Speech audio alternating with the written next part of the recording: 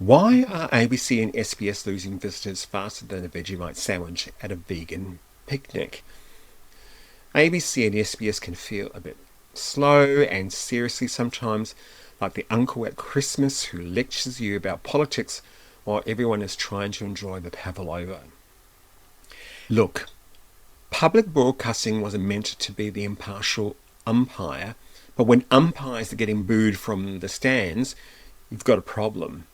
Winners: YouTube creators, Netflix, Stan, Disney Plus 7, Plus 9 now, and commercial networks nailing live sport and reality. So you see, the truth is governments love controlling the narrative, or at least influencing the umpires. But honestly, it's accepting that the old model is dying. Adapt or get left behind.